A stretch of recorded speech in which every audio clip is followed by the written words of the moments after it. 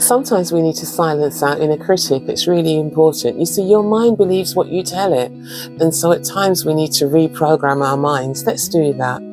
I want you to put in the comment, I am enough, because that's your affirmation. That's your agreement with me that you are more than enough.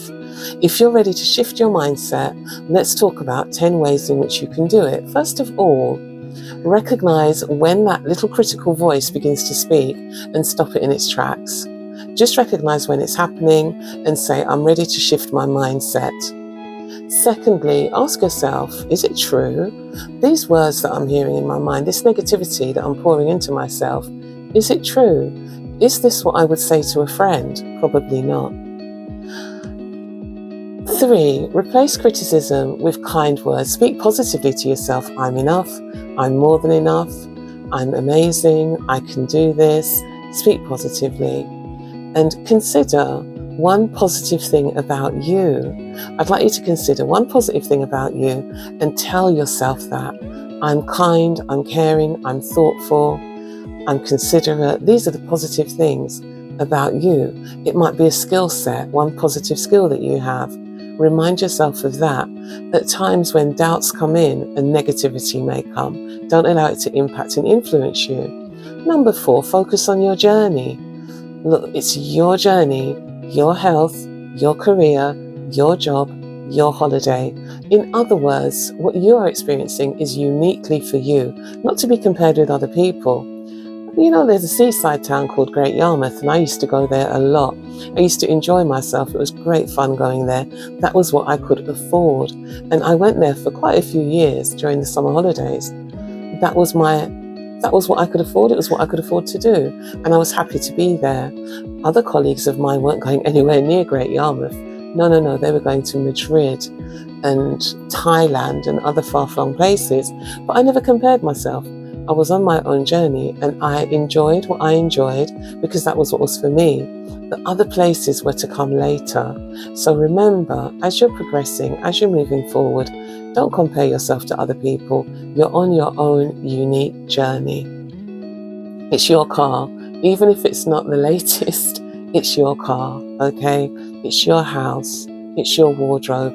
It's your job. It's your career.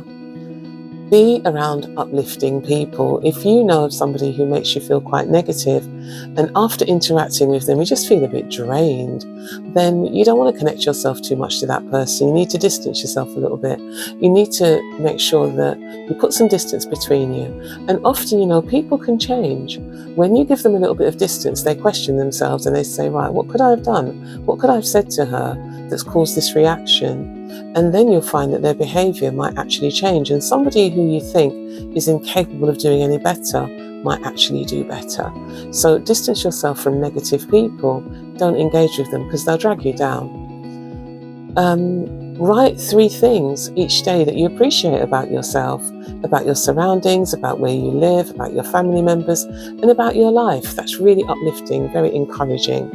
And also, when the negativity comes in, say, not today, not today, okay? Say, I'm not accepting you today negativity. You can go on your way. I'm not having it. Remember to stay rested. In fighting the battle against your inner critic, it's really important you rest. A lot of our resistance goes when we're tired. If you've ever been on an eating plan and then you got really tired, you'll find that that's the time when you probably cheated or you probably ate something you weren't supposed to. It's when you're tired that you feel the lack of motivation or encouragement to continue with your exercise plan or whatever it is you've set yourself to do. The same with the inner critic. If you're tired, the inner critic is louder and can be more pronounced and have more influence. So be careful about that, okay? Stay rested and do activities you enjoy to stave off the inner critic. And number 10, visualize your best self. Have that vision of yourself accomplished and having done all that you want to do and being where you want to be. And when you hold that vision, when you keep it, that's the goal that you work towards. You set yourself a goal that connects to the vision and you move into it, okay?